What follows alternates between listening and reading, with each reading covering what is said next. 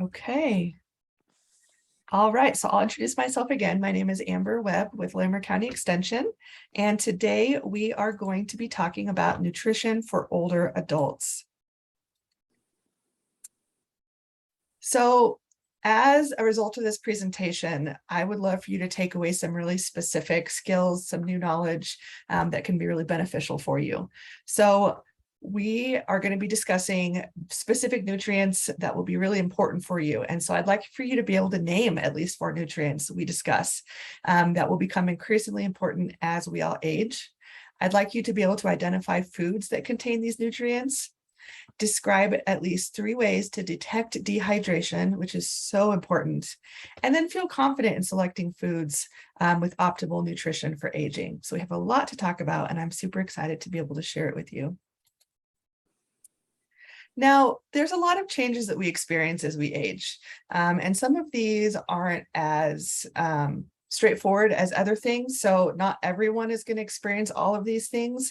So I just want to, talk through some potential things that you'll experience, but again, not everyone will. So blood vessels and arteries may stiffen. That has a lot to do with your diet, and you might experience an increased risk for cardiovascular disease. Bone mass or density may decrease. And with that comes an increased risk for osteopenia, osteoporosis, and broken bones. Your lean body mass may decrease as well. So that's like the muscle mass that you have. We peak physically when we're in our mid-50s. And so you can continually build that muscle until then. And then at that point, you might reduce some of that depending on how active you are. And that has a lot to do with reduced mobility. You also might experience structural changes in your intestine. You might have poor digestion or poor absorption of nutrients, and senses may decline. You might have issues with sight, hearing, smell, or taste. We all age, right? So some people better than others, but as any human body goes, it changes and the capacity of the body structure and its function declines. It's just a matter of life. But remember, these things are very normal and they're part of aging for everyone. And there are things that we can do to help curb or slow down some of the less desirable changes that come with aging. So it's important to remember that how well or how hard someone ages depends on 3 main factors. That's genetics, that's lifestyle choice, and environment. So while we can't really do anything about our genetics, and in some cases can't control our environment, we all have to some degree control over certain lifestyle choices, and that includes dietary habits and physical activity. So we're going to talk about what we can do related to our nutrition and dietary choices that can help us age more healthfully. So here's our outline for today. So first, we're going to go over some basics on healthy eating and highlight nutrients of concern for older adults and what food sources these nutrients can be found in, okay? And then we'll discuss the importance of hydration and how water becomes arguably, our most important nutrient as we age. So do you all have your water glasses next to you? Next, we'll go over some of the challenges older adults face when it comes to eating healthfully and give you some strategies to overcome these challenges. And then we'll kind of, at the very end, wrap up everything again, because it is a lot of material to cover. And so we'll just do a quick summary to remember all the things that we've learned. Now, we're going to start by talking about the importance of healthy eating as we age and look at some of the basic tips for healthy eating, okay? So generally, healthy eating can help control or delay numerous health issues. It can help boost and maintain energy and mental clarity. It can help improve how you feel and encourage a sense of well-being, and also help you maintain your independence. Now, today, related to healthy eating, we're going to discuss 4 main topics. We'll talk about eating a variety of foods in our diet. We will emphasize healthy fats in our diet because not all fats are created equal, and we do need some fat, but we want to aim for the right kinds of fat. And we'll talk about nutrient density. And what this means is the importance of eating nutrient-dense foods. There's a lot of different kinds of foods out there, so we'll really break it down. And then we'll also discuss hydration. Now, this is critical, like I said, as staying hydrated as we age. So we'll talk about those in more detail as we go, okay?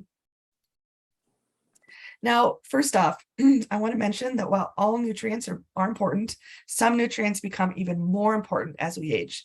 So let's look at the main ones before we move on to the 4 basic tips for healthy eating.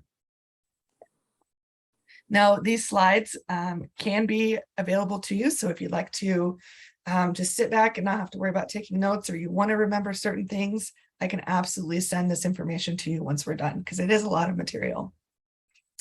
So the 3 things we're going to talk through about on this slide is protein, fiber, calcium, and vitamin D, right? Why is protein so important? Well, it helps us maintain our muscle mass and strength as we age. It helps the body heal from injury and recover from illness sooner. And protein absorption may decrease as we age, and so the body may make less of it. So it's important to get enough to account for that loss. And then sources of protein include nuts, nut butter, seeds, soybeans, eggs, fish, poultry, and meat. Okay. Now, fiber helps to maintain normal bowel function, and it also lowers the risk of heart disease and type 2 diabetes by slowing that rise of blood glucose, and helps you really maintain your blood sugar levels more consistently for longer periods of time. And then sources of fiber include vegetables, fruits, whole grains, beans, nuts, and seeds. So I like that. It's a huge variety of different sources. Okay. And then calcium and vitamin D. This is so important because you probably already know, all of us know, that calcium is so good for our bones, right? It helps us maintain that bone mass and density, which is so important for everyone, really. Sources of these nutrients include dairy. You might not think tofu, but does have a lot of calcium in it. Some leafy greens are high in calcium too. I think one of the highest is spinach that I know of. But some fatty fish, so things like salmon, have vitamin D in it. And then fortified foods. So a lot of cereals and a lot of milks have that vitamin D fortification, which is really great for us. And then there's 2 more that I want to discuss. So vitamin B12 is super important, and you can find it mostly in animal-based foods. And what it does is it helps keep the body's nerve and blood cells healthy. And it also helps to make DNA. So sometimes if you're a vegetarian, vegetarians can have a harder time getting vitamin D or B12. And so supplements might be needed, because you can see here, they're all animal-based, but you can get vitamin B12. Our ability to absorb B12 may decrease as we age. Again, so the supplements might be needed to make sure you're getting enough. What's interesting is that low levels of B12 have been linked with memory loss and linked to age-related hearing loss in older adults. And so you can see, again, really super important to get enough of that in your diet. And then potassium. Potassium is interesting because it's required for normal cell function. It helps maintain our intracellular fluid level, so keeping us hydrated. It's important for lowering the risk of high blood pressure. And then you can see here some good sources of potassium are fruits, bananas, some vegetables like squash and potatoes, beans, meat, fish, and chicken. Oh, excuse me. I wasn't expecting that. Okay. So now that we've touched on some certain nutrients of greater concern, let's discuss the variety and the importance of a varied diet. So think about the color of the rainbow, right? There's so many different colors available to you. And when we eat a diet that with variety and different colors, it's more likely that we'll get the variety of nutrients that we need, that all the ones that we just discussed. So certain nutrients that are red in color have certain vitamins and minerals, or not nutrients, but certain foods. Certain foods that are green have different vitamins and minerals. And so that color of the rainbow represents those different nutrients and vitamins that are available to us, thus being so important for us to get that variety, okay? So some of you may have seen this before. This is the second, well, this is another iteration after the My Pyramid that we've had for so long from the USDA. So this is called MyPlate, and it is just another visual to help you eat a varied diet and to have more balance in the foods that you eat.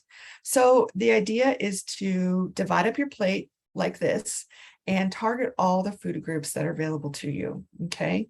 And think about over the course of the day how you eat, different types of foods. Do you eat maybe fruit at breakfast, but not at lunch, or that kind of thing? Have an entire day to try to get that variety in, okay? So again, over the course of the day, we're shooting for 50% fruits and vegetables, 20% protein, 20 to 30% grains, and then about 3 servings of dairy. Okay. Now, let's talk about fruits and vegetables first. So while all this information is relevant, you can read through it here. The nutrients highlighted in red are those that we just discussed, and perhaps the most concerning or important as we age. So you can see again from what food groups you might get these nutrients, okay? So think about that fiber and that potassium really being a part of the fruit and vegetable category. And I did want to mention too, I'm going to be talking a little bit later on about the different types of food as far as how it comes to you. But I did want to mention here that fresh, frozen, and canned food all work. They all count towards these amounts of fruits and vegetables that are really good for you that you need to have in your diet. We just recommend that you look at all of these products, trying to get it without added salts or sugars or high-fat sauces. Packaging can be really deceiving as to whether or not something looks like it's a good idea, but you have to turn over to that nutrition column and that ingredient list, and then you can really see what's in there. Something that I've been really working with lately that I've not really thought about before is different kinds of cereal. I have a toddler who wants cereal every single day. He kind of generally will eat it as a snack, but I'm looking at cereal, and on the front, it looks like it might be really healthy, a really great option. And then I turn it over on the side, and I am astonished consistently by the amount of sugar that is in cereal from one product to the next. So until you look at that, you really don't know whether it's a good option for you or not. So get used to reading those nutrition labels if you don't already. So let's talk about protein foods. So they can be consumed either from foods that are animal origin, like we said, or plant origin.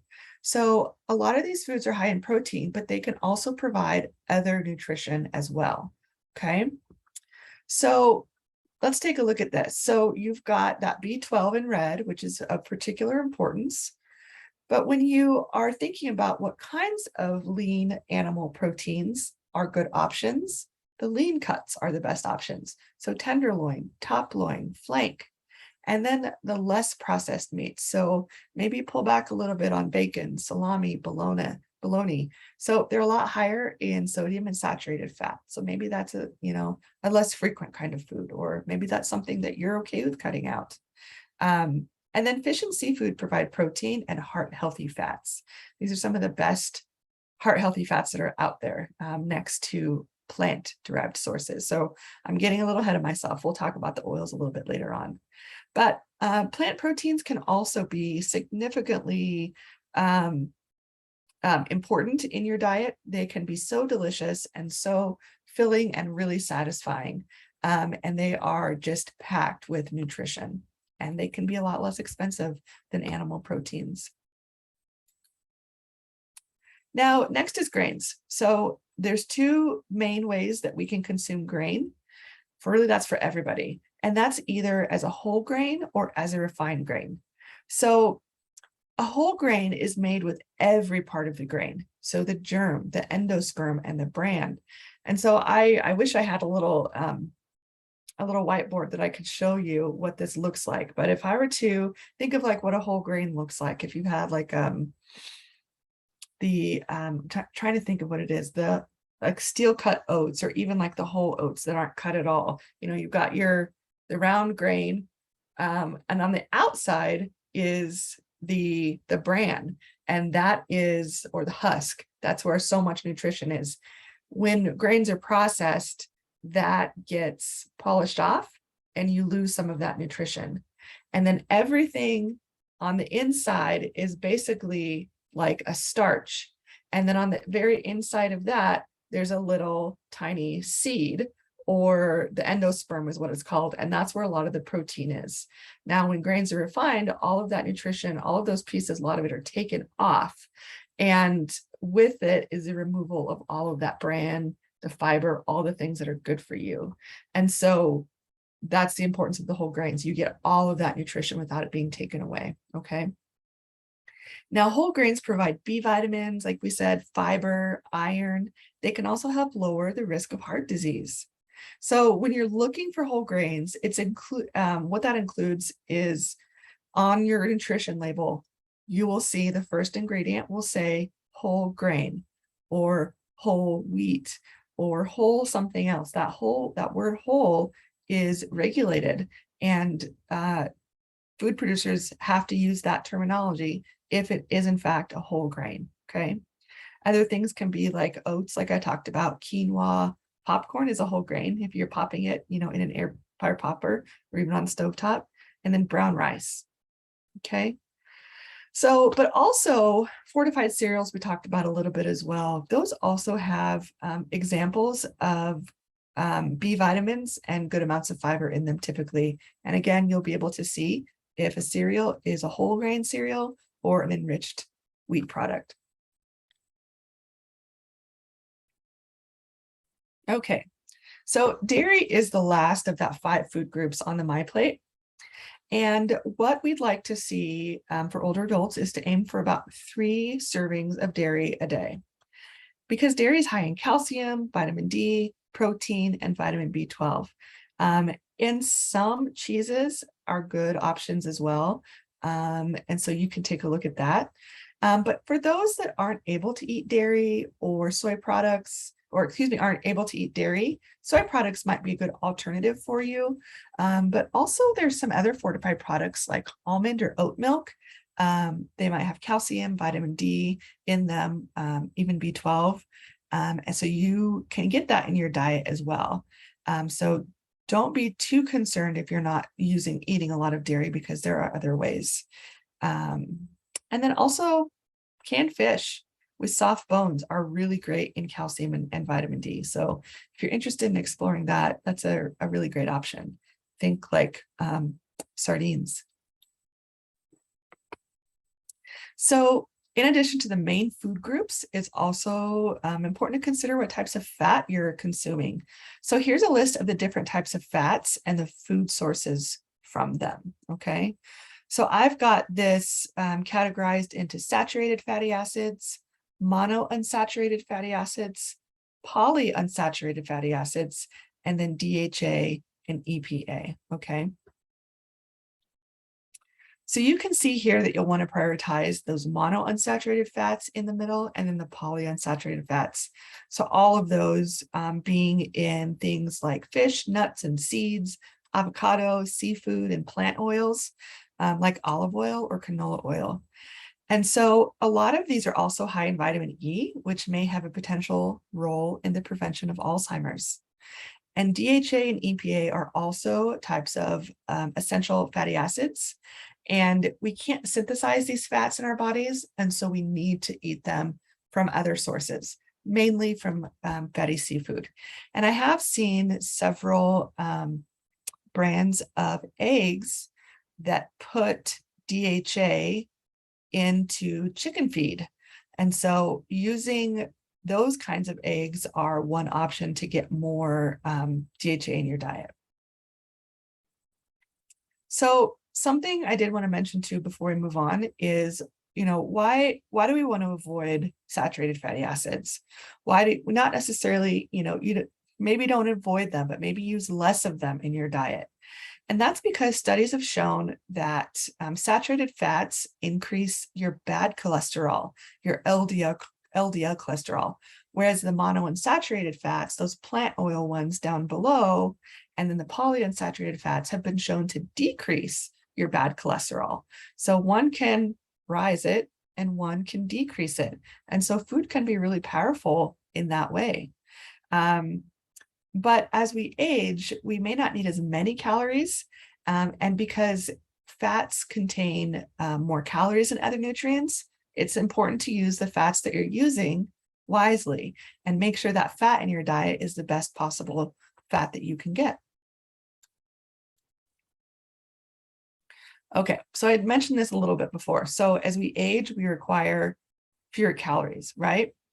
So we really want to establish the importance of the variety in our diet and how it contributes to a variety of nutrients and then those related health impacts. So now we're going to talk about the importance of that nutrient density. Oh, sorry. So as we age, we require less calories because our metabolism often slows down. So it's important that we choose foods that are rich in vitamins, complex carbohydrates, minerals, protein, healthy fats, but also at the same time, low in excess calories, sodium, sugar, and saturated fat.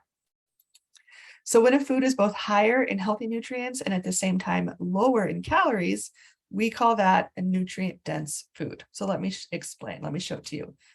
So here's a really simple example. So if you were to choose a snack, the apple is going to be a more nutrient dense option, right? Because it has more healthy nutrients, it has less calories, less sodium, added sugars, and saturated fat, whereas the cookie has few nutrients, but more calories, more sugar, more saturated fat.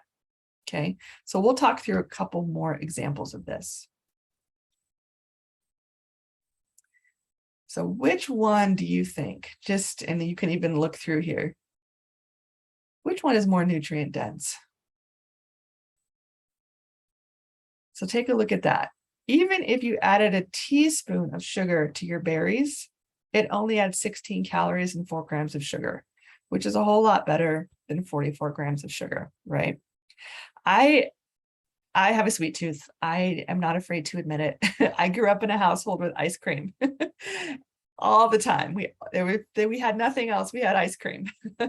And it's amazing the amount of sugar and fat that's in ice cream. And it varies widely among different brands.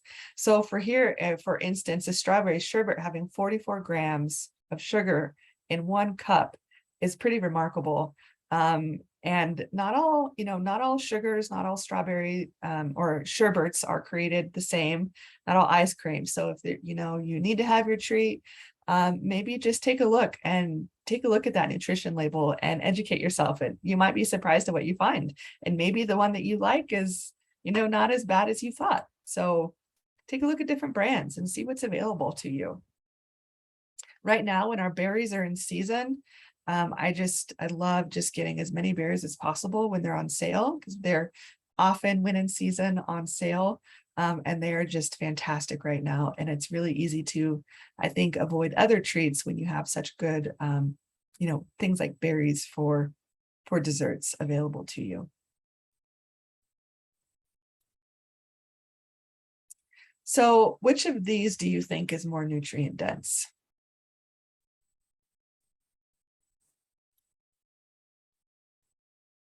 It's that whole grain toast, right? So you've got the whole grains in it, but then it also has some seeds on the outside, which is fantastic. If you've not tried whole grain toast before, it's a really great option. You can put olive oil on it or avocado on it as a healthy alternative to butter, or just have, maybe try practicing a little bit less butter at a time. I can get away with a lot less butter. My husband does not stand for it. He uses a lot of butter on his toast. And then what do you think about these two? Which of these two options are more nutrient dense? A turkey sandwich on wheat bread with avocado or a BLT sandwich on white bread with mayo?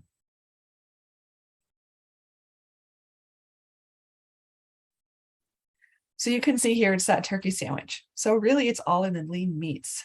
So if you can choose lean meat over fatty meats, they're going to provide you more protein and less fat. Look at that difference. And also sodium, right? It's a huge difference in the sodium. So which of these do you think is more nutrient dense? 6 ounces of flavored sweetened non-fat yogurt or 6 ounces of non-fat Greek yogurt? So you see the difference in calories, the difference in protein, and the difference in sugar. So it's that non-fat Greek yogurt, right? So A good idea with this is to choose your yogurt plain and then top it however you like. So for example, if you added fresh fruit or even a little spoonful of jam or even some honey, you're really controlling that sweetness level and that sugar content. And then you may find by doing this, you can actually gradually decrease your overall sugar content. And then if you want more protein in your yogurt, you can choose Greek yogurt. Now, a word about the yogurt again is that when you take out fat from something, a lot of times it's replaced with sugar. So for this non-fat yogurt, you don't have that fat in there, but you have 19 grams of sugar. And that for some ice creams is the same amount. But with that Greek yogurt, it's so much thicker, you're not losing that amount of protein and you don't need as much sugar. So if you've not tried plain Greek yogurt, I would highly recommend it.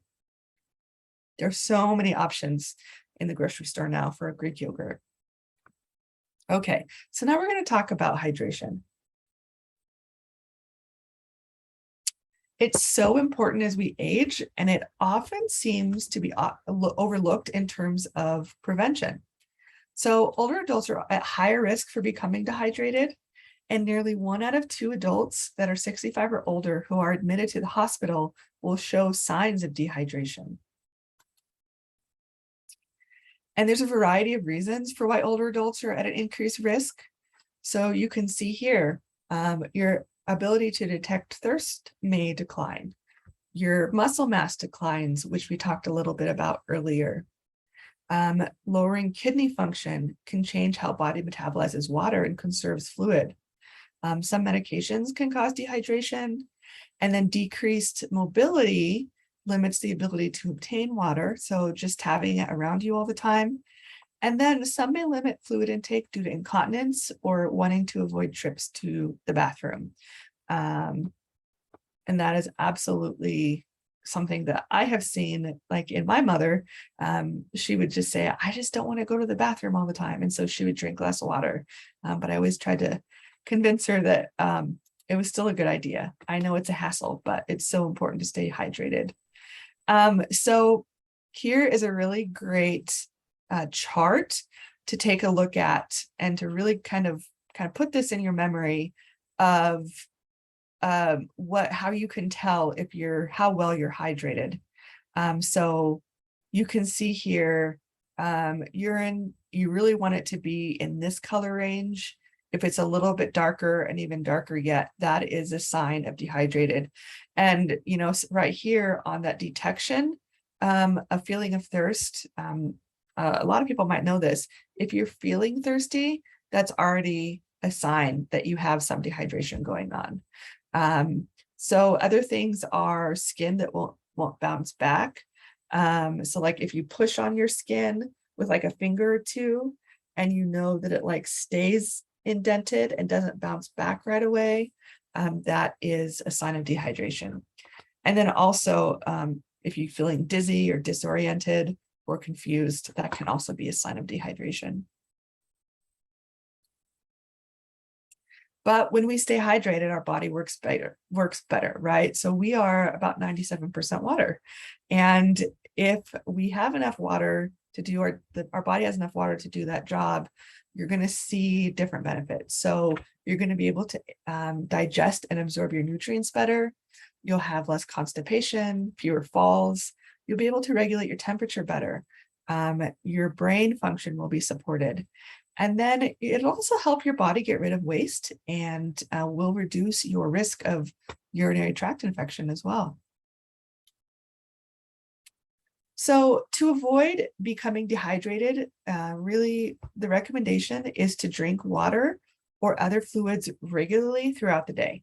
So women should aim for at least 8 cups of fluid all day. So that's 8 ounces per cup or 64 ounces total. And then for men, 13 cups is 104 ounces total. So these days you can get at pretty much anywhere a water bottle of all shapes and sizes and varieties that will have the ounces on it. And some people will take that water bottle, they'll fill it up, and they'll know how many of those a day they should be drinking. And then you just take that with you throughout your day, and you know how much water you're getting without without question, because you have that there to measure all day long. Okay. Now, something to consider though is if you do suffer from heart failure or another condition, it may cause you to retain fluids and increase your blood pressure. So you want to make sure that you talk to your physician about your fluid intake if you have any of those issues. So we get this question sometimes. So what counts as a fluid? Water really is the best and the most affordable fluid for staying hydrated, but many other beverages do count. So think about milk, juice, coffee, tea, but also not even beverages. Some foods are high in water and are also great sources to stay hydrated. So things like fruits and vegetables, Jell-O, soup, yogurt, and cottage cheese too. They all count as a fluid. Now, we talked about, having that water bottle with you, but what other options are there for avoiding dehydration? So take a look at this. Think about drinking a glass of water first thing in the morning. That's a really great option to get you started. We talked about carrying a water bottle, but drink often rather than large amounts. And so if you have a water bottle with you, you can sip throughout the day and not just have that glass, set it back down, and then I can kind of forget where you are in your day with how much water you're drinking. Find a way to track how much you're using or drinking. Choose a wide variety of beverages I talked about that list a little bit earlier. You could have a cup of soup as a snack. That would absolutely count towards your fluid intake. And then drink a full glass of fluids with every meal and every snack. Take sips between bites, and then drink a full glass of water when you're taking a pill as well. And then we're right in the middle of this heat wave that we're experiencing. So make sure to drink extra fluids before exercising or on hot days. And with all this talk of water, I'm feeling thirsty, so I'm going to take a drink.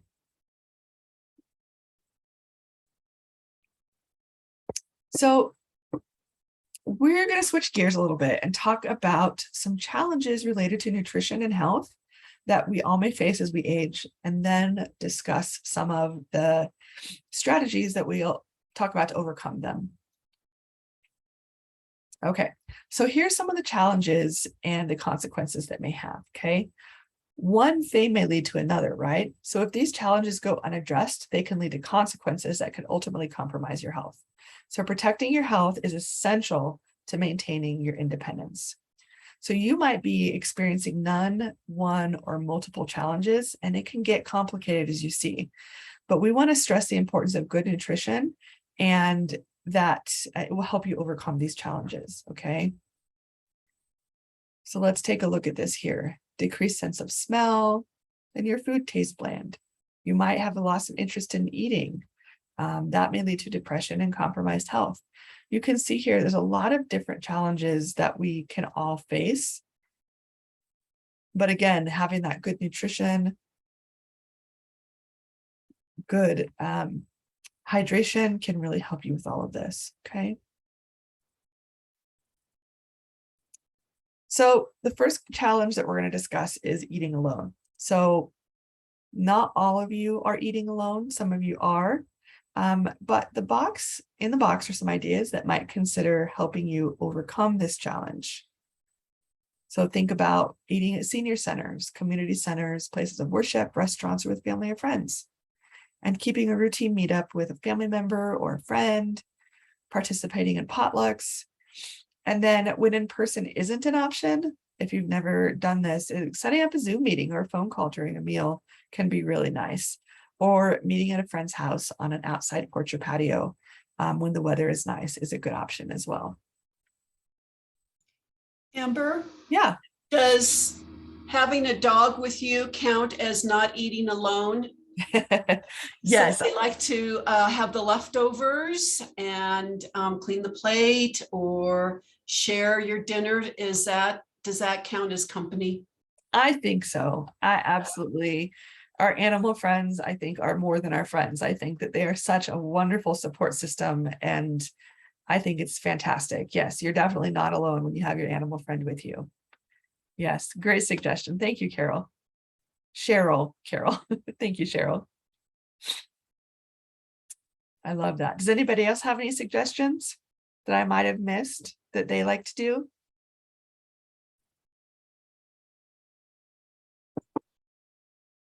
Uh, Okay. Another thought, because I am alone, but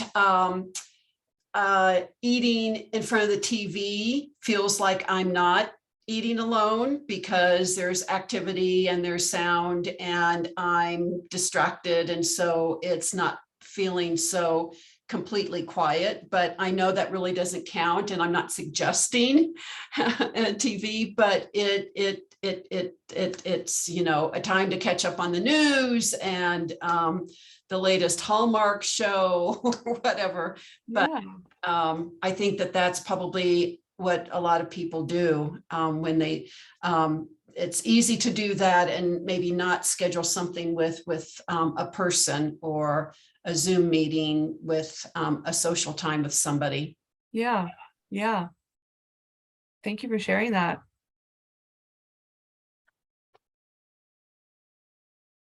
Okay. So I wanted to talk about cooking for one as well. It may be, it might seem challenging and less desirable, but when you find the right recipes and choose and prepare the meals that freeze well, the time and the food that goes into preparing that will not go to waste. So meal ideas for 1 to 2 people can include things like omelets, stuffed sweet potato, smoothies, salads, sandwiches, a burrito, quesadillas, pita pizza, meat or fish, or even steamed veggies. So dishes that freeze well include things like soup, casserole, cooked beans, cooked grains, quiche, lasagna, enchiladas. And then if you, oh, excuse me,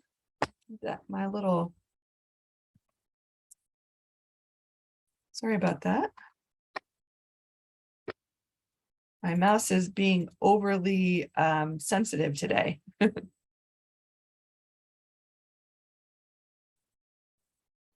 Okay. So if you are interested in doing preparing freezer friendly meals through some of the things that I talked about, there are a really great different methods for doing that. And so I won't go into a lot of that today. I'm actually going to be putting together a class of cooking for 1 or 2 with a dietitian from UC Health. And we're hoping that will be available. Well, the aim is to make that available later in the fall. So if you're interested, we'll really break that down for you. But something that we have here that's, I think, just a really great tip for now is to use a muffin pan to prepare individual proportions that can be frozen for future meals. So think things like if you're making stock, you can make your own stock, put it in that muffin cup, and then use that, pull that out and make small amounts of soup whenever you want, or just have some really delicious homemade stock that's ready for you. But you can also put things in it like a meatloaf or a casserole, quiches or stuffing or mashed potatoes, even quick breads that normally you might make in like a large loaf pan, you could put in a smaller muffin tin, and then freeze that and use that for later. Now, there's even some containers out there that I think they're called soup.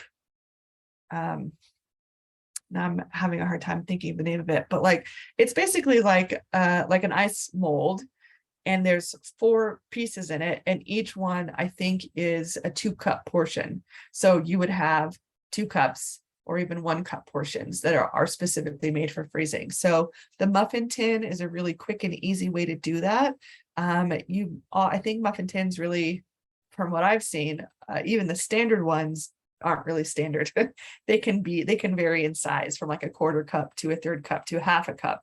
And so what you can do is pour some water, measure out some water, pour that into your muffin cup, and then find out how many ounces that is, or how many, 1/2 cup or a 1/3 of a cup it is. And then you know what that size is.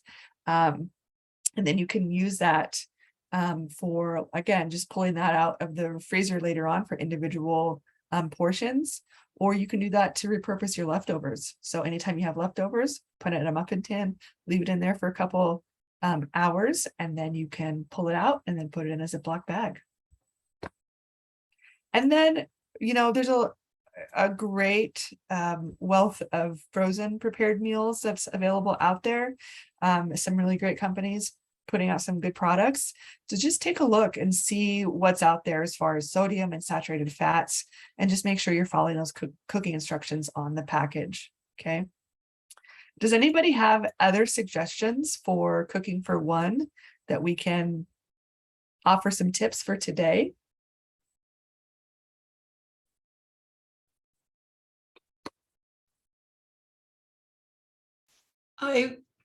One thing that I'll share something, when I make a salad, it's hard making a salad for one, because by the time you start chopping things, it's big. But so I have a really large, very large Tupperware with a solid lid on it. So I will make, and it takes a little bit of time, but I fill the Tupperware with the basic salad essentials, like some greens and cabbage and things that aren't watery. Okay. And then I don't put dressing on it, so that it's all, so I can just go to the Tupperware and put my base in, and then add the cucumber, add the tomato that's liquidy. Sometimes I'll and avocado, so that it's fresh. But when I make it all at once, it's a big Tupperware, so it's not individual things, but then I have it ready to go. Yeah. And so I invested in a rather large Tupperware, but it makes a big difference, because sometimes I will not eat a salad because I don't want to stand and just make it for just one single portion. Right. And this way it's convenient and ready to go. And then I add the special toppings that I want. Yeah, that's great. That's a great suggestion. Having that right size of Tupperware, I think, is so essential. What fits in your refrigerator with the other kinds of things that you have available too. When I moved homes, I had different types of refrigerators. And so I've had up and, the freezer on the top and the refrigerator on the bottom. I've had freezer on the bottom, refrigerator on the top, and now I currently have a side by side. And it really makes a difference in what you can fit in your refrigerator when you have different kinds of units to work with. So I can't have the very large things as much as I used to be able to. Okay. So some people may become less mobile as they age. And so today, though, there's more options for help in stores, as well as grocery online and order pickup and delivery options. So if you've not explored some of these, I would absolutely take a look at some of these options. So if we've got, let's see, I don't know of any grocery store that doesn't actually do some kind of delivery or pickup, that you can just order online and then pick up what you need, or they can actually deliver to your doorstep. So something else to consider, though, if you have limited mobility, you want to be in the store, it's just a good idea to shop when you're well rested. For anybody, it's not a good idea to go when you're hungry, right? So make sure you're fed. And then, ask an employee for help. If you need to get something that you can't reach, you can absolutely have somebody help you with it, or use a motorized cart. Those are definitely available in most grocery stores. But you could also consider the Meals on Wheels program. That's, again, a delivery service to you. And I know that Cheryl would be able to help connect you with that. If you have any specific questions, please reach out. And then something I mentioned earlier was that declining sense of taste or smell. And what's so interesting is that, so these senses are connected, right? Your smell and your taste, they affect each other. If you are struggling with loss of sense or sense of smell or taste, definitely make sure to talk to your doctor. They could recommend a specialist, an ear, nose, and throat doctor that might be able to help you with that. If you're, you might have different alternatives for medications. If it's the medication that you're taking that is causing that. And so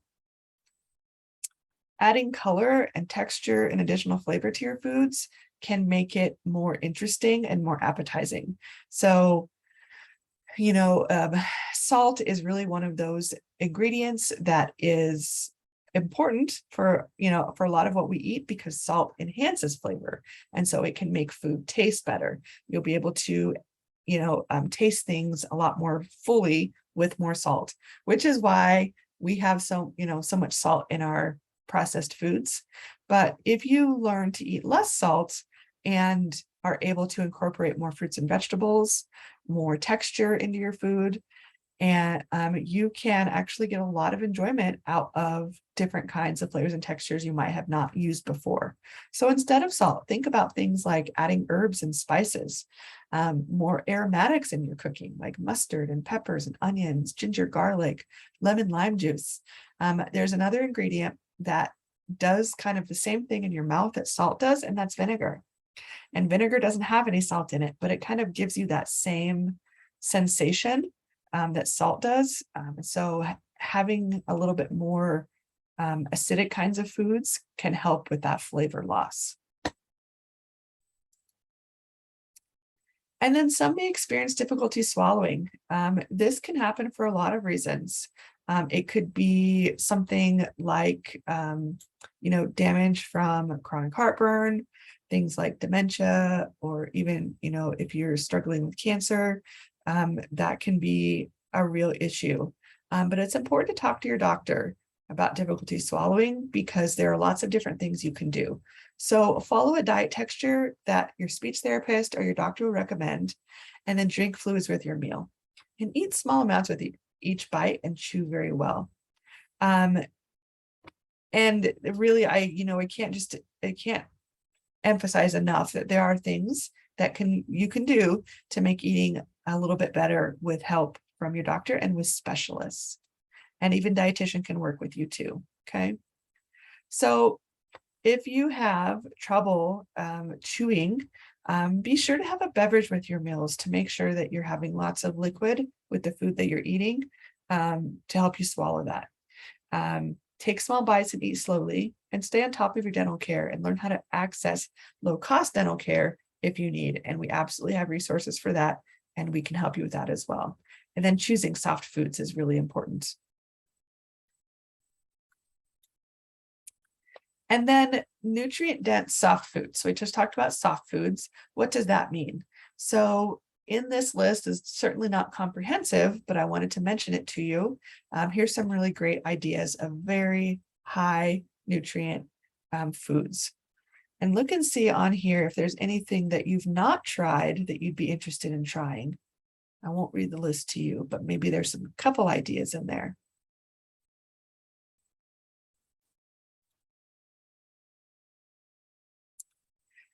If you have any issues with decreased appetite, maybe due to your medication, talk to your doctor if there is any alternatives to the medications that you're taking that won't suppress your hunger. Because having the nutrition that we talked about and having it, even in the smallest quantities is going to be really helpful for you. So we want to make sure that you're getting the right nutrition in you. Okay.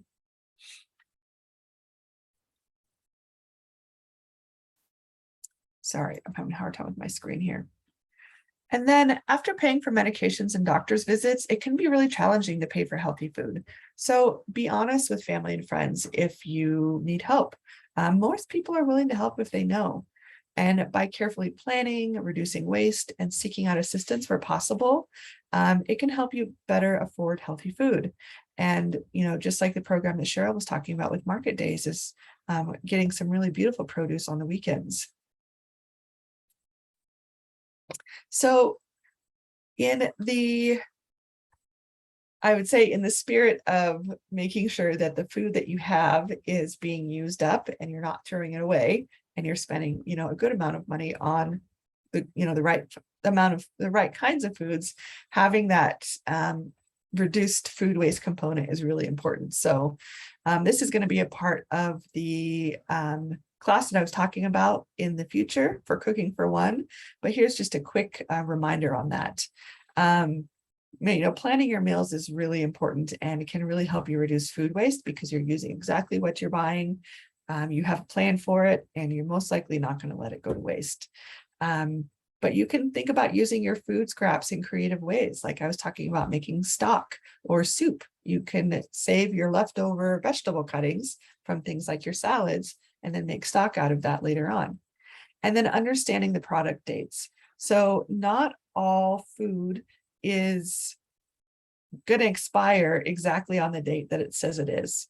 Really, it's a general description of when products should be sold or removed from the shelf, but it's not when it's not like a cutoff date for safe eating. And I'll talk about that more in the future class. We don't really have time for that today, but just want to make you aware of those different kinds of labels, and that you generally can go past at least by a little bit, by a week or so, depending on the product. And so don't throw that produce away or that product away if it's not very expired. You can still use it. Okay.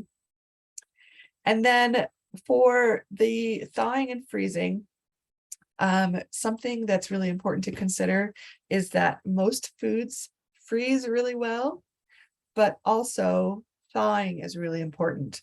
So I just want to make sure that you are aware that putting things on the countertop to defrost or to thaw out is not a good option.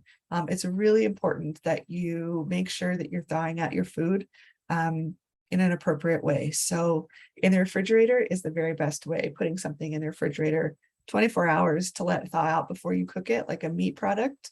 But if you don't have 24 hours, you can cool or you can defrost your food in cool running water, in a clean sink, or in a clean container for about 20 minutes or so, and that can help you. But you just never want to do it on the countertop, okay? And then we have a lot of food assistance program. If you're having any issues finding, affording healthy quality food, you may qualify for food assistance or food packages.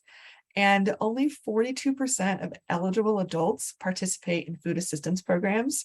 So that means that 58% of eligible older adults are not taking advantage of these programs. And so you can see here, we have a number of them available to us in our community, and we can absolutely point you towards those resources and make sure you're getting that resource available to you. And here's our last slide here. So just wanted to reiterate that it's so important to include a variety of foods from all food groups, and in choosing nutrient-dense foods. We want to make sure that we're all consuming plenty of liquids throughout the day to avoid dehydration, even in small quantities at a time. And then keep up on your oral health to prevent dental and chewing problems. That will really be beneficial to you.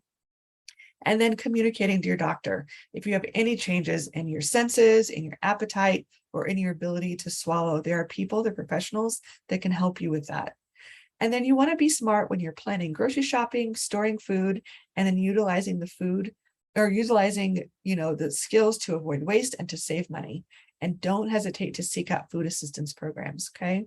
And above all, with all of this, set small, realistic goals.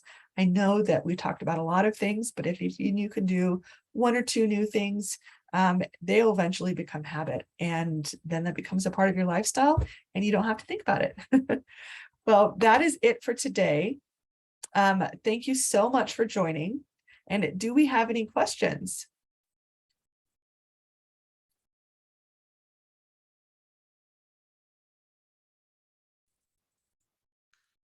I will mention, since I've been piping up from throughout. Thank you, Cheryl. With regards to some food assistance programs, there's also the Volunteers of America provides a silver spoon lunches. So those are available at the senior centers, and you can either you can grab and go with a lunch, or there's a couple of them that are dine in, but that's another good resource for supplementing some of the meals. Wonderful. Thank you, Cheryl. And before we go, I just wanted to put in a quick survey link. If you are able to fill out a survey for the class today, I would be very grateful. It helps us to inform our programs and provide valuable information for how we do programs in the future. So if you're willing to do that, probably will take you about 10 minutes or less. We'd really appreciate it. We'd love to hear from you if you have any suggestions or anything like that. We will definitely take them and change things as we're able to. All right, well, go ahead and check if you're able to do that. Check the chat box that's there for you. And I appreciate you joining us today. Thank you so much. We'll see you soon. Bye-bye.